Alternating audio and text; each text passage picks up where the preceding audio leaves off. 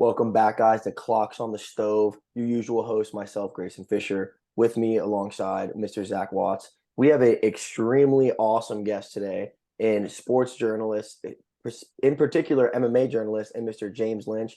James, thanks for joining us today, man. Thanks for having me. I'm excited. This is so cool for me because we've done interviews, and then now I'm on the other end of things. So thank you guys for having me on, and nice to meet you as well, Zach. It's been cool to be a part of this. So yeah, excited to get going. Yeah, so I me love and having James you. actually met because going into my last fight, I was messaged to talk to you. We did an interview leading into the fight, and we talked a little bit after, and I told him, I'm also a sports journalist, and it was just two MMA guys talking to MMA and talking sports journalism, and I was like, I'd love to bring you on, and here we are. And, it took some time, but we finally got it done. Yeah, better late than never, man. So yeah, happy to be here, and a lot going on right now in MMA anyway. Oh, a So lot, good yes, timing, right? sir. And it's perfect too, because like when football season dies down, we can kind of focus more on MMA. So it's a good time to be alive. But yeah, starting us off, one of my favorite fighters of all time, a man that kind of got me into the sport as a competitor, Cowboy Cerrone, just announced his retirement. Or he didn't announce retirement. He got inducted to the Hall of Fame. He did retire as well. It was a little, I feel like, fast paced from his retirement time to his Hall of Fame time. But real quick, before we dive into that, just some of the stats I want to read off on Cowboy. He was 36 and 17. He had 10 knockouts and TKOs, 17 submissions. He had 50 fights under Zuffa, which is absolutely insane.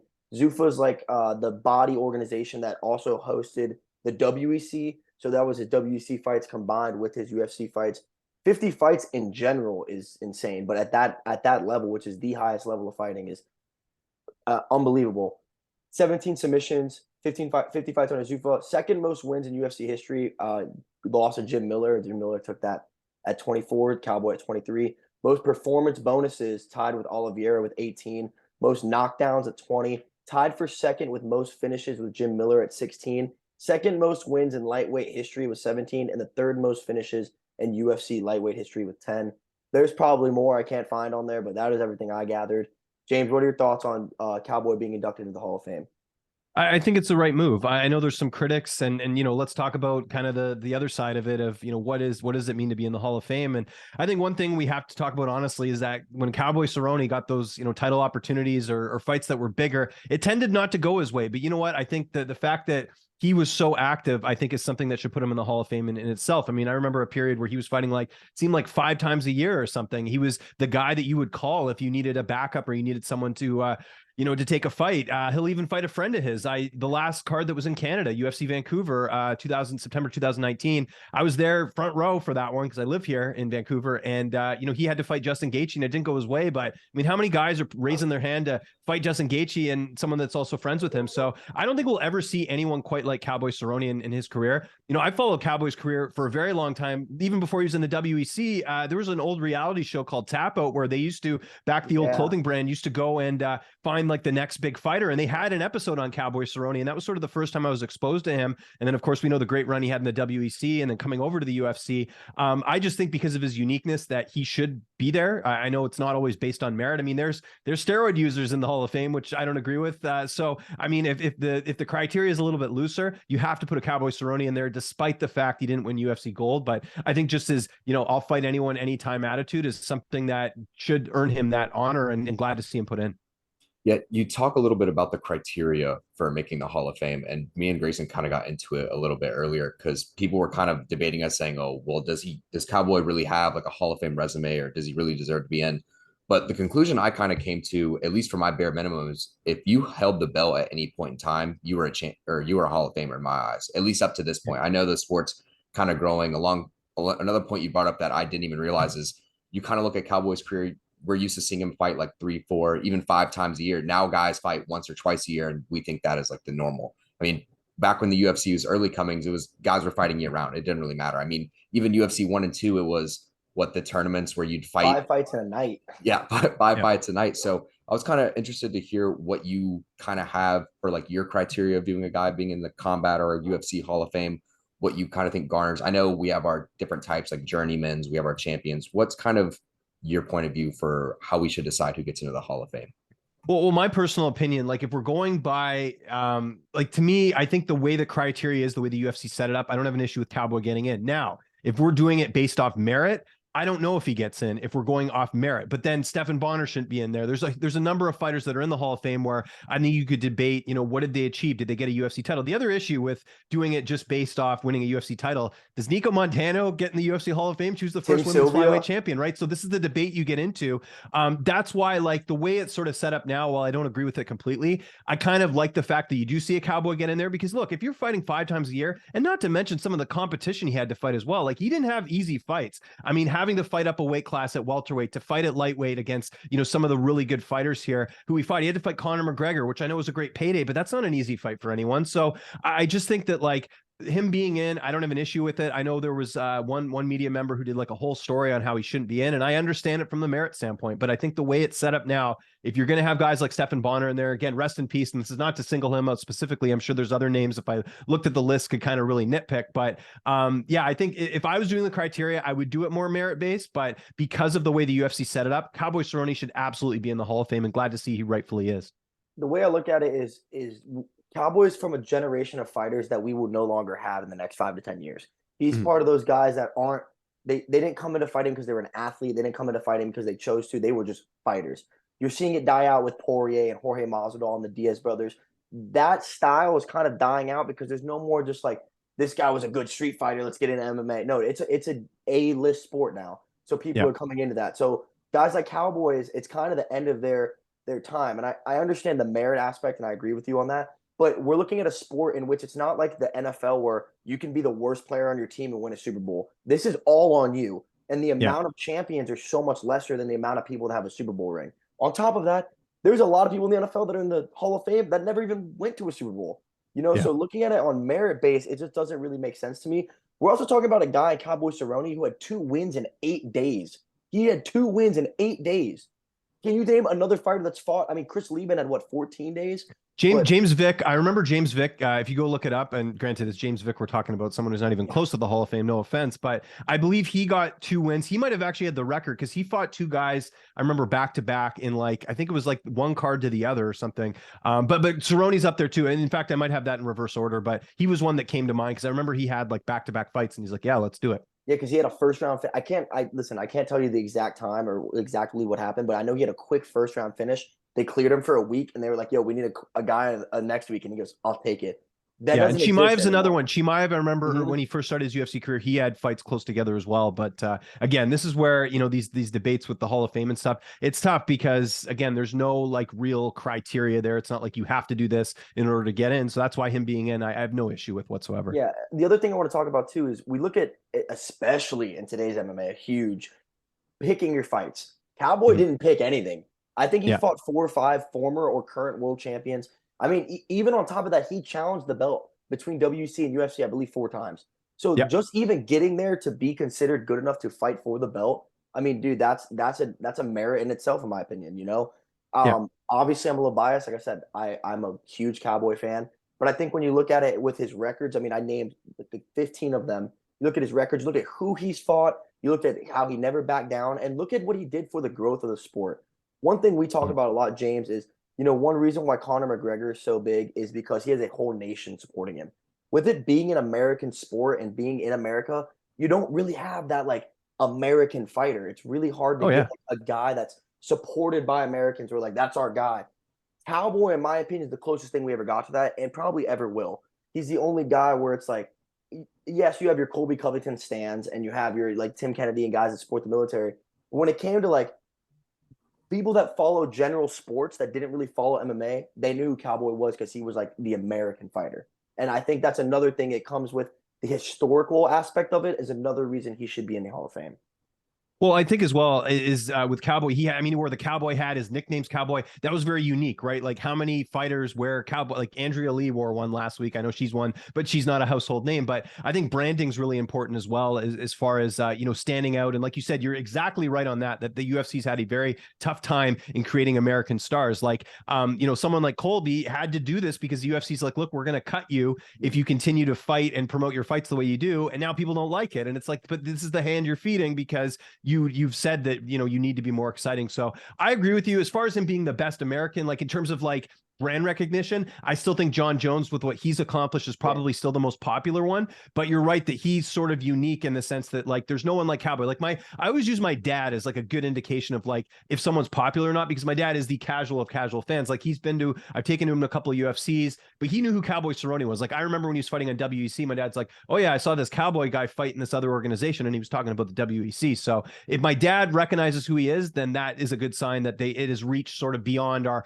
hardcore bubble of MMA fandom, right? So I would agree with you there that Cowboy did an exceptional job. He was good at talking on the mic. He was exciting. Like, there's all these things that you need to do to like become this sort of standout fighter in the promotion. You know, Sean O'Malley's another one too. Like, he's a guy that has created this, like, who's like Sean O'Malley in the UFC? Really no one. Who's dyeing their hair like he is, who's finishing fights the way he is. So it's very tough to do that. And that's all on the fighter too. Like, I think that should count for something as well, where, you know, these guys are not being pushed a certain way by the UFC. It's them doing it themselves, because let's be honest, across the board, and I think this is a fair statement, I think boxing and UFC and the MMA in general do a very poor job of promoting their athletes, when it's really on the fighter to stand out and be themselves, right? Even Conor McGregor, yes, UFC gave him opportunities, but Conor McGregor is a great self-promoter, and that is why he's become an arguably, well, not arguably, he is the biggest star in mixed martial arts, in my opinion. Ever. Yeah. Yeah, ever. Yeah. Oh, real quick, I know Zach has one more thing to say. I jumped in. I have one more thing to say. Good. I know this has nothing to do with him being a Hall of Famer, but I think one reason why Cowboy got the love and the recognition he did too is he is who he says he is. He's a literal cowboy. He lives on a ranch. He has his own livestock and farms, and like, he wakes up. Watch his YouTube. His YouTube's awesome. He wakes up, he feeds his cattle, he trains MMA, and then he rides dirt bikes. Like, he is literally who he says he is. And I think when you look at guys like Sugar Sean that you stated, he's the same way. He's exactly who he is. He wakes up and smokes a blunt and goes about his day. It's a little bit different, but yeah. Yeah. One of the things you brought up about brand recognition that I really feel like I've been drawn more to as the sport grows is, you look at any other sport, they tend to tell you, like, you don't need to be this huge charismatic person. You don't need to stand out too much, because your game will speak for yourself. I feel like in the UFC, that's kind of the opposite. Like, we look at fighters such as Shavkat Rakhmonov or Valentina Shevchenko per se, who don't really speak out as much towards the media, or don't have like big call outs. They don't get into fights with other people outside of the ring. And it's really hard to like notice who they are. And it's not to say that they're not good enough for you to not know who they are, because obviously if you're a really in-depth UFC fan, you should know who these people are. But it's gotten to the point where you feel like you kind of have to have this edge to you, where you have to kind of talk a little crap here and there, kind of do something that makes you stand out. Not like a sore thumb, but like you gotta have your villain role at some point. And I feel like that's kind of grown towards now. I feel like another fighter that doesn't really speak out as much as Justin Gaethje. He's another person that I believe will be in the UFC Hall of Fame, I know he held an interim title, but he hasn't really held a title like on his own, like win it outright. So he's another guy. And speaking of him, he fought on this card most recently, and there's a lot of things to go into with this most recent card, because I think a lot of things happened that kind of stood out to me, especially where we need to go from here. But now that we're on the topic, this past weekend, UFC, fight night? Yeah, we had San Antonio. You just call it UFC San Antonio. Yeah, we had Sandhagen versus Chito in the main event. Yeah, that I kind of want to touch a little bit about UFC judging issues. I just feel like the criteria, the way we score, is a little vague. It's not really understanding. I would kind of want to hear your input on what the UFC scoring actually is, what we're supposed to be looking at. Because for me, I see takedowns. I'm like, all right, if a guy holds a guy down for like 3 minutes, has good offensive wrestling, he probably won the round. Obviously, there's a little mix here and there, because, I mean, Chito in one eyes, a judge saw him won 3 rounds out of 2. So what's kind of your takeaway from that main event this weekend? What did you see from it?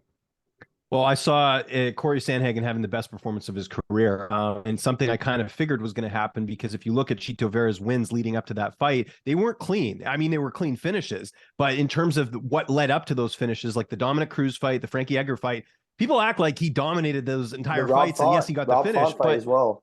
Rob Font, yeah. So these were closer fights. Whereas you look at Sandhagen, people are like, oh, well, Sandhagen lost to Piotr Jan. Yeah, but you don't mention the part that it was a short notice title fight. He went 5 rounds with Piotr Jan.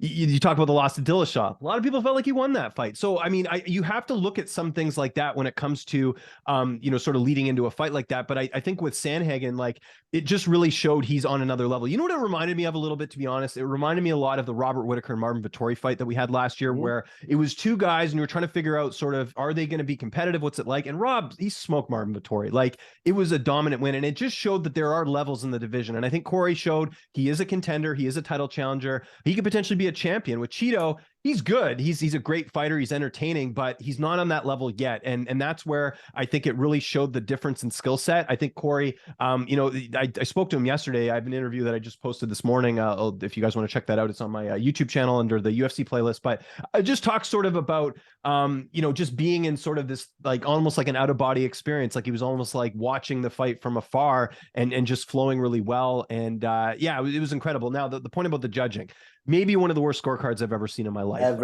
I don't know how you score that fight for Chito. That was something I asked Corey in the interview. He's like, Corey even said it. He broke it down quite well. Again, the timestamps are there too, if you want to check it out. But he says, even if you hate me, like if you were the biggest Corey Sandhagen hater, he's like, maybe you could say round 3, round 4, but anyone saying 5, like you're out of your mind. So here's the problem with judging. And I'll kind of go on a little thing, this as well. So like, it's not it's commission who puts the judges in there. So there's a bunch of issues with judging. First off, the athletic commission, correct? The athletic commission, the Texas Athletic Commission. So first off, you've got people that are doing the judging that are like kind of part-time, like it's not their full-time job, right? So like right off the bat, that's a problem.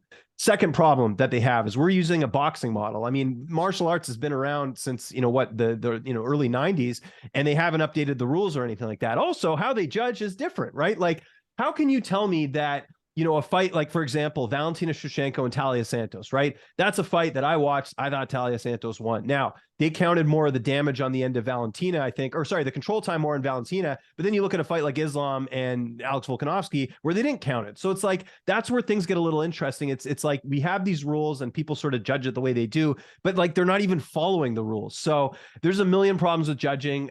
You could do open scoring, you could add more judges, but it's still not going to change the fact that people are still incompetently doing the scoring. Like that one judge who scored it for Chito, like we were just thankful that 2 judges actually had some common sense, but like it's not, they could change the rule set and all that, but that judge might still not see that fight the way that everyone else did. So there's a really good website called MMA Decisions. And I mean, this isn't the be all end all, but if you go there, you can see the media scorecards. That's usually a good indication, I think, of who's actually won the fight. And I was surprised to see some people actually, I think actually, if I checked that correctly, I think there were some people who had Chito winning, which is like, this is kind of crazy in my opinion.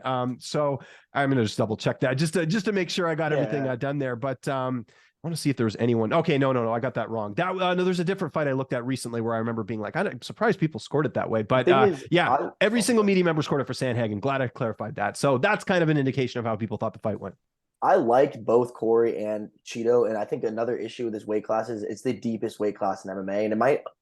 I'd have to sit down and get my MMA geek on, but it might be the deepest weight class I can even recall ever. Maybe 2-3 years ago, lightweight was pretty stacked, but I mean, dude, 1 to 10, they're all monsters in this weight class. It's crazy how talented they are. I love Chito and Corey. I'm a huge fan. I'm a little more of a Chito fan though. I've really grown into Chito. He came on Joe Rogan. You hear about his background. Like, this is a dude that came from literally nothing. Like, it's just, he did that surgery to save his daughter's life. Like, he's a very heartwarming story. And the thing is, like we brought about earlier, there's no one else really like Chito. Like, he is the surfer hippie dude and from South America that lives in California. Like, there's not another Chito. There's a lot of guys like Corey Sandhagen, and I'm not dissing Corey Sandhagen. I'm just saying when it comes to uniqueness, Chito's very unique. I gave the fight 4-1 Corey. I gave round 3 to Chito. He was the aggressor.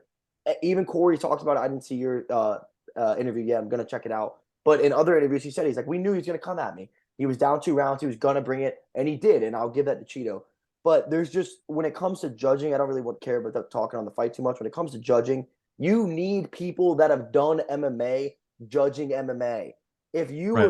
Even if you just box, you have no idea how draining mentally and physically someone wrestling you is. You have no idea how hard some of those takedowns are to get. You have no idea how hard jiu-jitsu is. You don't know what it's like to be gassed out in the 5th round. And there's some people, like I even had friends of mine ask, like, why is cardio a scoring factor in fighting? Because I'm dictating the pace. It is your job when you're in camp to get in great shape. That is your job. If I gassed you out, that means I did a better job at controlling the fight, controlling the pace. I led the dance. Fighting's a dance. You have one person leads, one person follows. Corey led the entire dance. Okay. The other thing is, how are you going to know? Like I said, how are you going to know if you've never done it?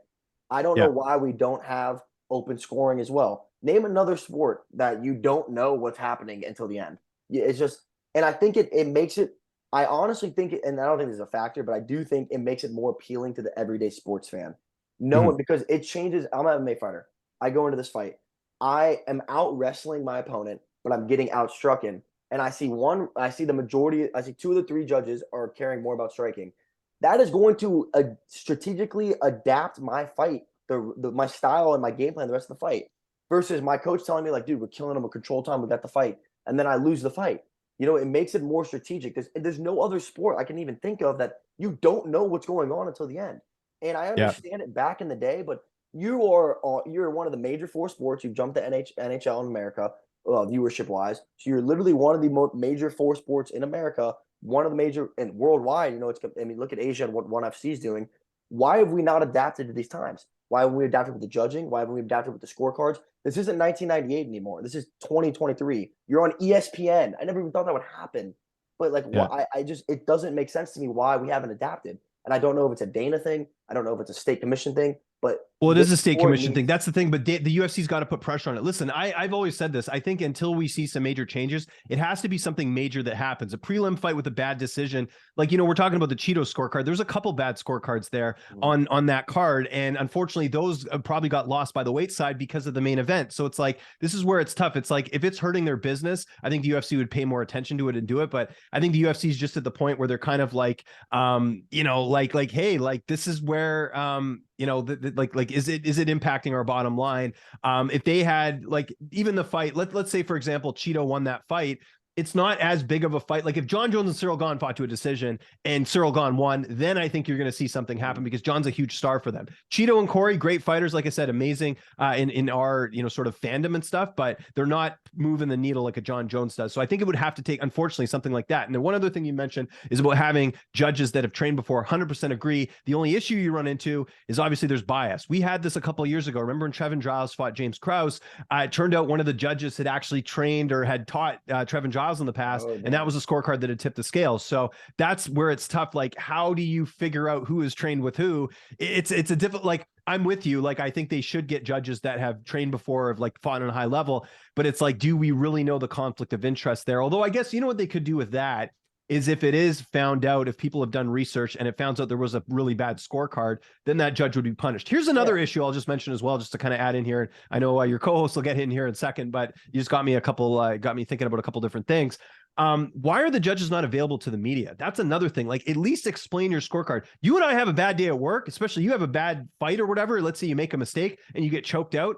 That's it. Everyone can see it. You made a mistake. You lose the fight. If a judge has a bad scorecard, there are zero repercussions here. If I do an interview and I ask the wrong question or I say something silly or I say something out of the line or whatever, I'm going to get in trouble for it, whether it's, the company I work for or the fighter's getting upset or whatever. If you make a mistake, you have to pay the consequences. The judges never have to do that. In fact, they're like, I don't even know what the judges look like. Like, hardly any of them do any media. I think it should be a requirement from the commission for the judges to at least, doesn't even have to be video. You could just do like a written statement. This is how I scored this fight and why, and we don't have that. And that's a problem.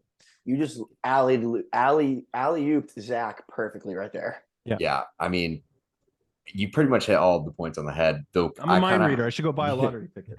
Yeah. One of the things I actually wanted to bring up, you brought up how the scoring system is kind of so cut and dry. Like, we've adopted the boxing philosophy of our 10-9 system. And I'm not fully against it. Like, I do think it helps keep it simplified. I do think one of the issues we've kind of had is how dominant wrestling has become in this sport. One of the things I've started to notice, and this was even before the whole Dagestani like pipeline takeover, but even most recently, the Peter Yan Marab fight. I mean, Peter stuffed 30 of the 48 takedown attempts. And I'm not saying Marab didn't win the fight. I believe he won it outright 100%. I have no issue with how the scorecard came down. I just think offensive wrestling is the only thing that's rewarded in the scorecards. I don't think defensive wrestling is in any way, shape, or form rewarded. I'm not saying just because you stuff a takedown that should give you bonus points or brownie points with the judges, but in what ways do you even win a fight if a guy's shooting that many times in a fight? I just don't think there's any way to garner any favoritism for the judges or even attempt to win a round if you're spending the whole time sprawling or trying to wrestle back. So it's kind of gotten to the point to me where I feel like you have to wrestle at this point in the UFC. Well, maybe there's still a lot of fighters that do only stand up and only have takedown defense, a la Justin Gaethje, as we mentioned before. But to me, he's also an All-American wrestler, though. But he only uses it for that's what I mean. Like, he's using for takedown to get back to stand up. But I'm just interested to see, like, how do we move towards wrestling dominance, or do we try to find a way to kind of find a medium? Because to me, it just looks like if you're not a wrestler at this point, you don't even have a chance not only to win fights, but to win a belt. Like, it just doesn't seem like there's much of a chance there. Well, as a Well, you bring up a wrestler, good point. I'll just mention this quickly. You know, a fight that really sort of reminds me of that is, remember we had the Jalen Turner and Mateus Gamrot fight, and that's basically how Gamrot won the fight, was with the takedowns and the wrestling, even though Jalen, I think, outstruck him in the fight. So that's like, I'm with you. I want to see sort of a hybrid of, yeah, you count the wrestling, but we also got to count the damage that's been done as well, because like, what happens if someone's getting their face beat in for like the whole round and then the guy gets a takedown? That counts more. Like, it doesn't work. Like, it shouldn't work like that, right?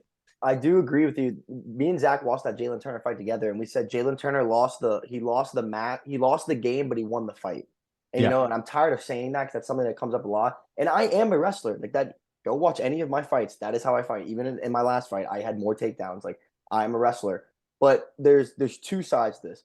One, there's wrestling that does nothing. And I think that needs to stop being rewarded when you just blanket ride someone.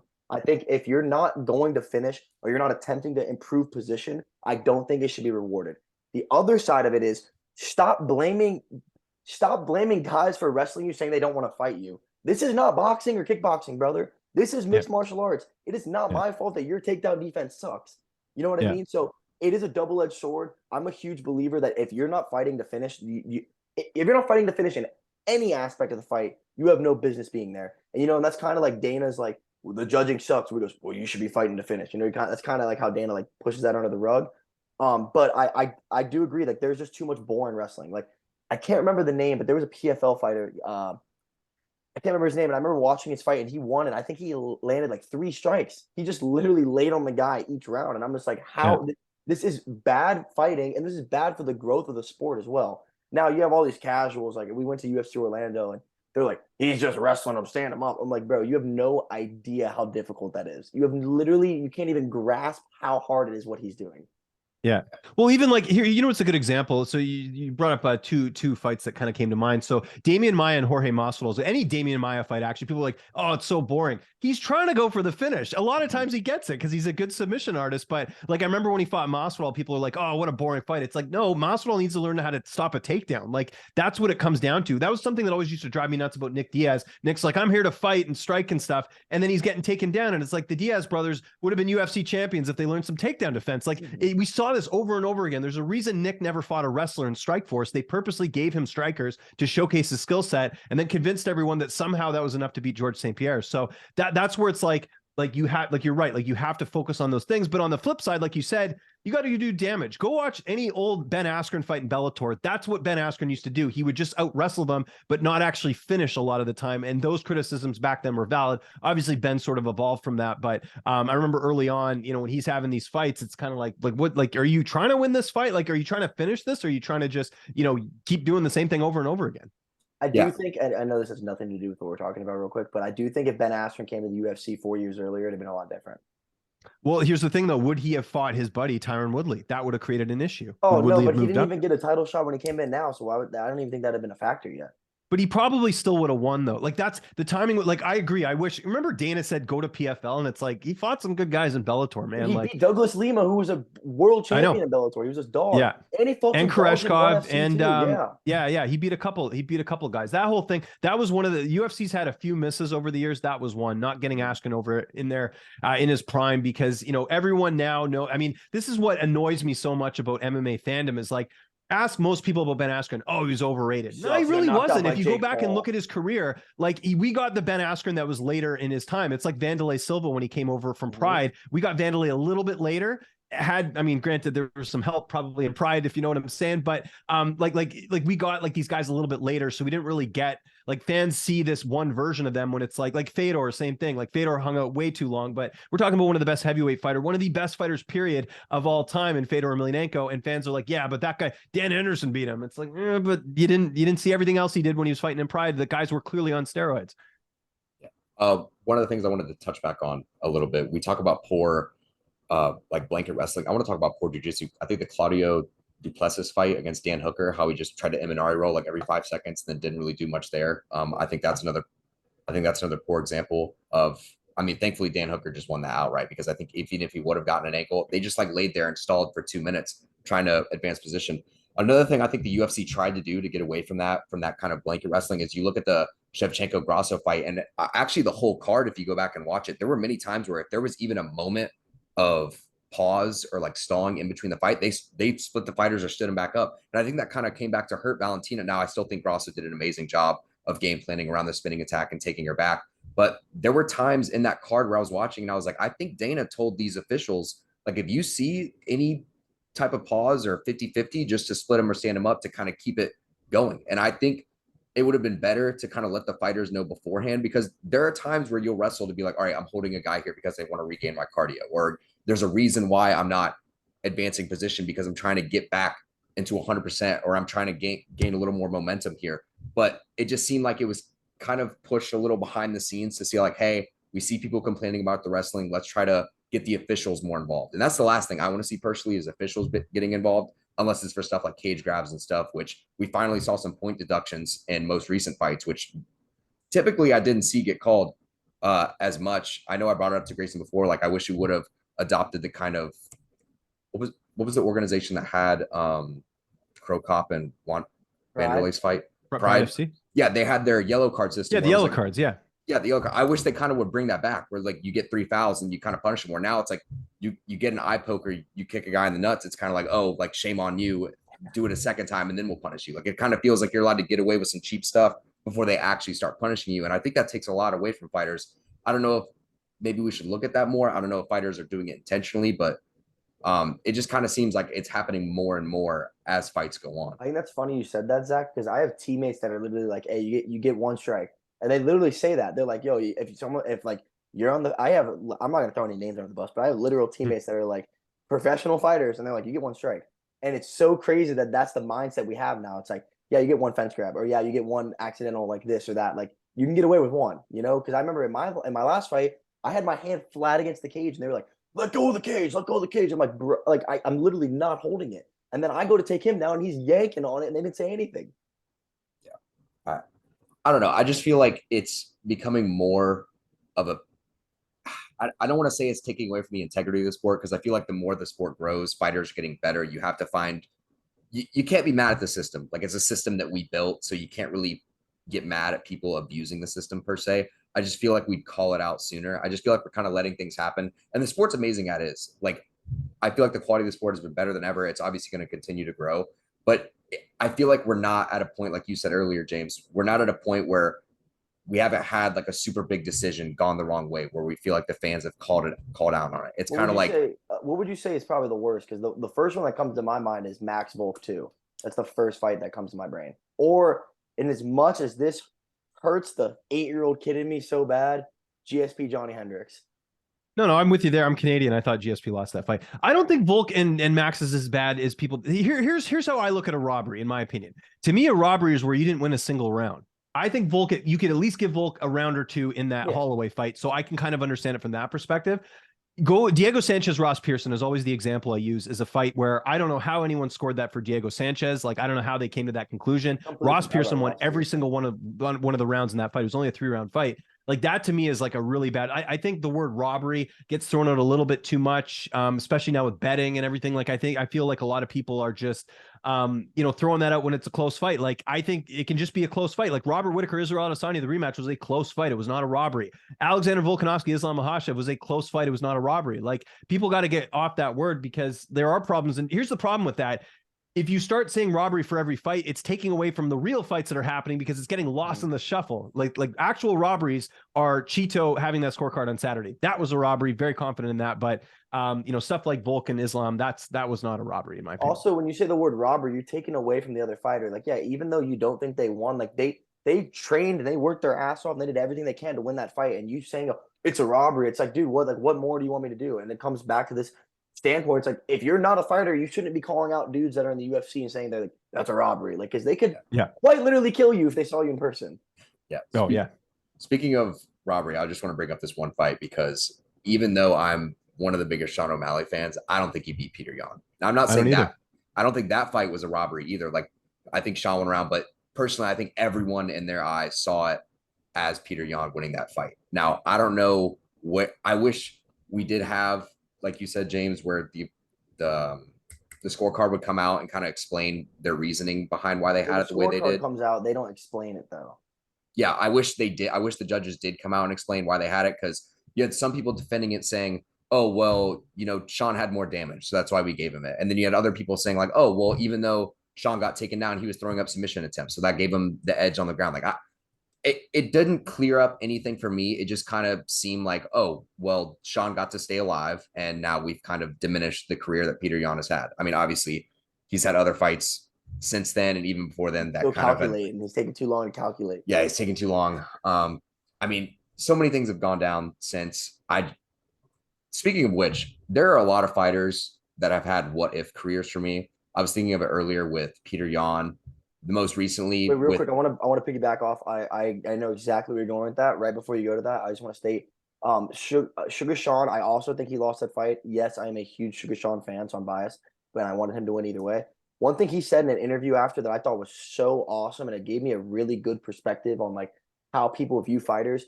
He goes, "If I lost that fight, split decision, if I lost it, everyone would be like, look how many levels Sean jumped. Like, look how good he's doing. Like, he showed he could hang with them. But since he won it, instead of saying how good Sean is, everyone's talking about how it was a robbery. He didn't deserve to win it, blah, blah. And it's like that one little difference of that win or loss completely changed people's perspective on him. And I thought that was a really interesting point that he brought up in that interview. Yeah, I agree. But the point that I was going on was we have here Peter Yan, who now kind of has that like what if career. Like, what if he never need Aljo?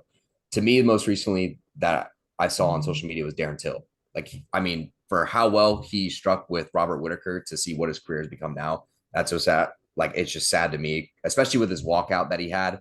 Like, probably one of the greatest walkouts in One of UFC the most history. awesome walkouts. I was just wondering, James, what are some other fighters in your memory that you think had like what if careers that you thought could have been so much more in the sport that just kind of never panned out?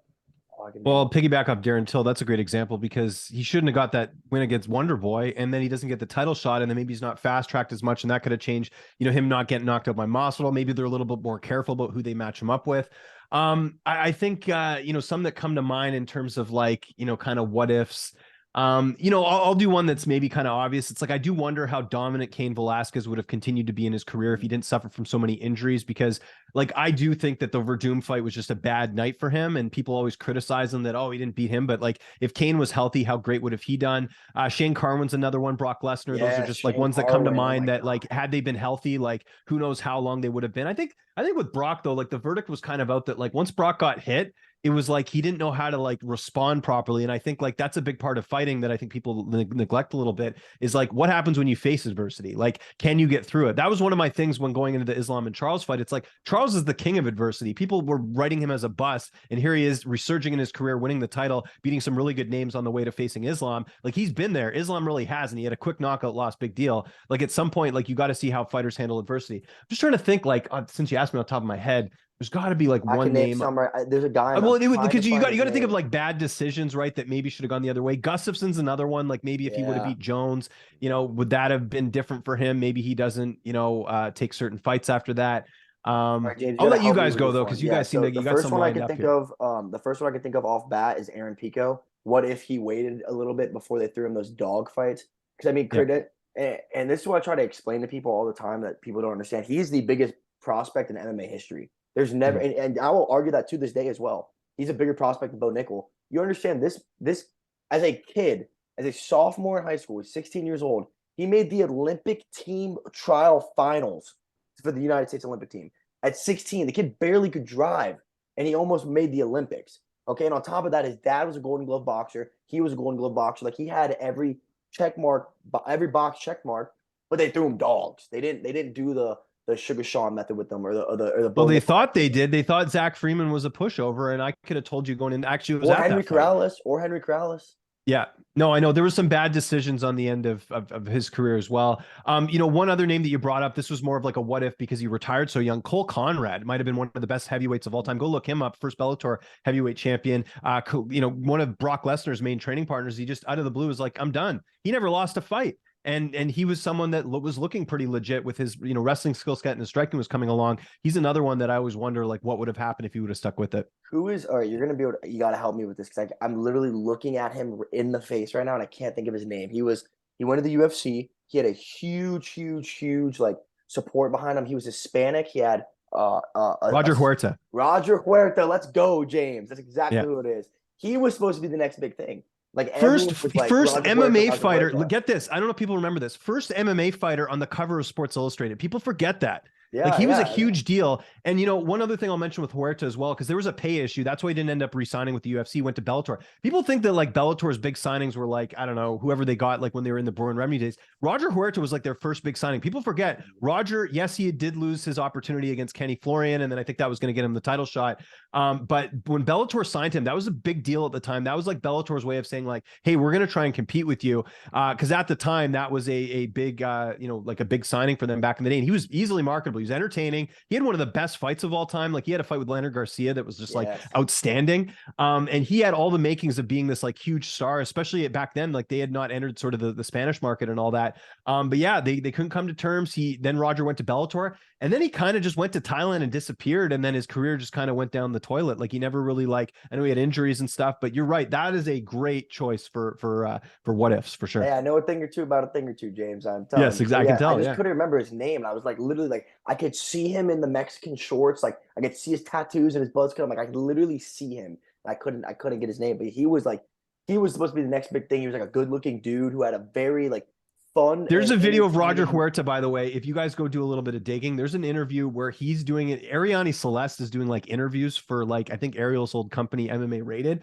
and she's pretty sure she's she's drunk or something. And they're kind of insinuating that they had hooked up. It's like the weird, like you have to watch the video to see what I mean, but go look Roger Huerta, Ariane Celeste. You guys will have a good laugh about that one. Awesome. That's like buried in the archives. Yeah. And as a young kid, like sorry, real quick. As a young kid, you thought like he was the man. You're like, he has all these cool tattoos. He has a sick walkout. Like he has that, like he's the first. He had that viral video on TMZ where he knocked some guy out at a club for hitting a woman. Do you remember that? That was years ago too. And it was like, dude, this is the next big guy. Dana White was saying like, we signed the next big prospect, and then he loses that Kenny Florian fight, and it's like, what happened to Roger Huerta? And as a kid, I remember like wanting to play with him in the video game. Like he was a huge deal at the time, and like I would probably say he's probably one of my biggest what ifs. Yeah, oh yeah, big time. You brought up a little bit of Bellator and ONE FC and how they're trying to compete with the UFC. One of the biggest things that I am going to hate the UFC for if they never get it done. The one thing I really enjoy about watching Bellator and ONE FC is they have their crossover events. Or is it Rise and ONE FC? Excuse me. But it's Rise and Bellator. Yeah. So when they have their crossover events, when they do their marketing, their posters, everything just seems way more like into it from the company. Like they just seem to value their product so much more than the UFC. The UFC just feels like its name will carry itself at this point, which I guess is fine for now. But when you have these competitors that are putting out quality content, like if you looked at that, the Fedor retirement, and you look at the Johnny Eblin like card, like that was a great card put together overall. And I think it was their first deal with CBS. That was a huge hit for them making a TV market. I just hope sooner rather than later we can get more competitors to compete against the UFC to show them what a quality product looks like when it's actually like put money towards it. Because now we see with the UFC. Now, I don't know if you share the same sentiment, but I think the slap league has taken away so much from UFC, in my opinion. I feel like just UFC social media has been promoting it so much more. Like, I feel like we're not getting so many buildups. Like up until the Leon Usman rematch, I had not seen not near as many like videos come out or like hype videos or the embedded. Had the number 1 and number 2 pound for pound fighter in the world fighting.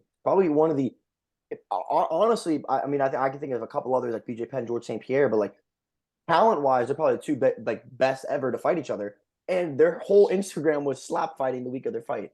Like there wasn't they weren't even marketing that. And that's the easiest fight to market. Mm-hmm. Yeah.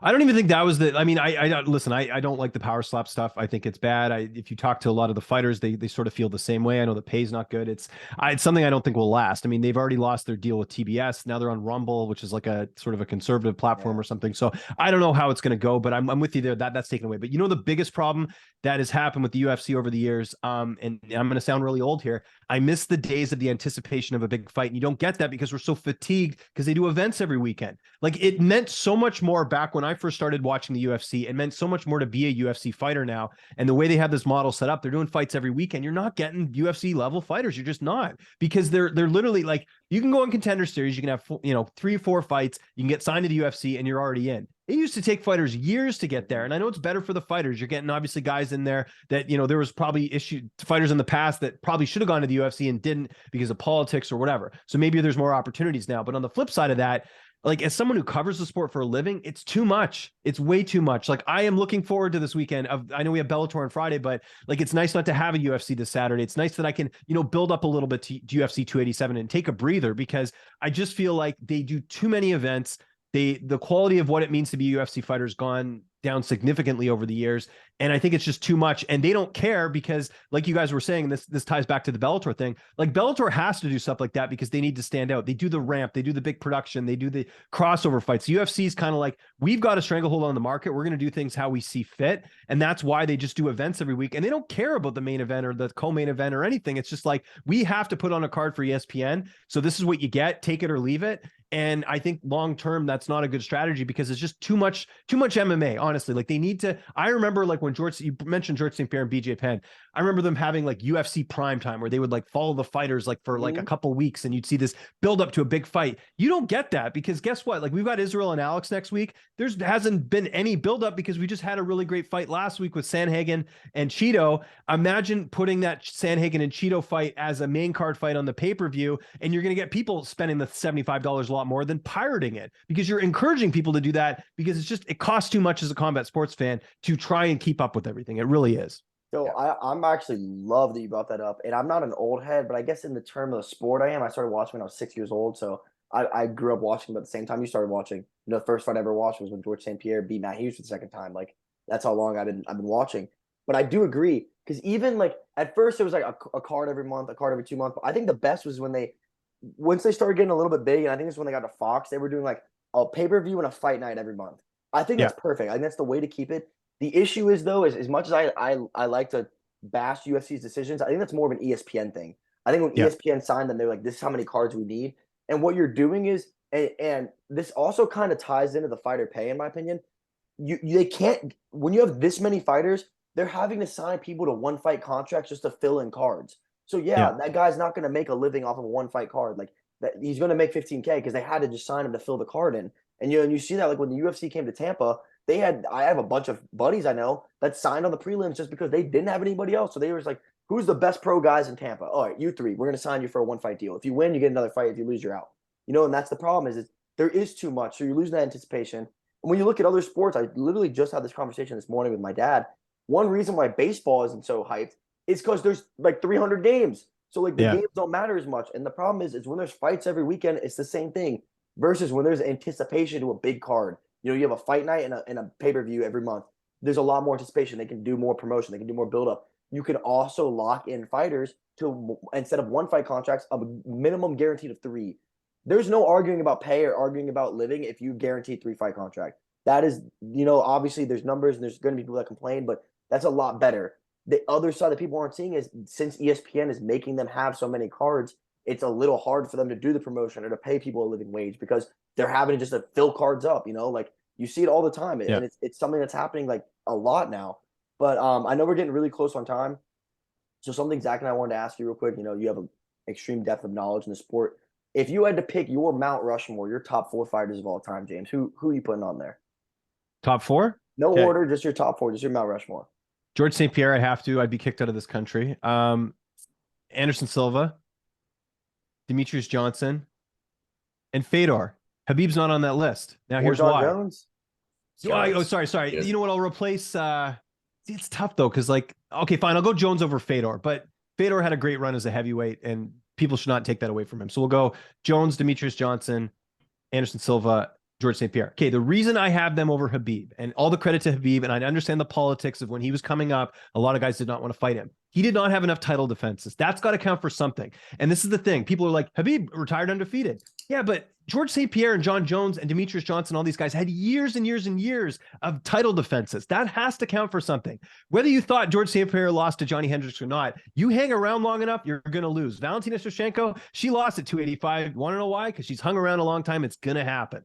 Amanda Nunes, you fight long enough, you're going to lose a fight. Chris Cyborg, you're going to lose a fight. You know what I mean? So this is where, I give credit to those who are willing to put that on the line. And I know there were circumstances for Habib retiring, his father's wishes, all this different, his mother's wishes, whatever, all these different things. But I have a hard time putting him above when, if you look at the overall resume, beating a Daryl Horcher or beating some certain guys on the way up, It doesn't count as much as a George St. Pierre beating a Carlos Condit in a title defense that was 5 rounds. That for me counts more. I'm more about longevity as a champion and staying there and being on the top of your game. And not only that, the frequency of fighting. Like, people forget that, like, back when Jones and George St. Pierre and Anderson Silva and all these guys, they were fighting frequently, at least 3 times a year. Now you'd be lucky if a champion defends their title twice a year, right?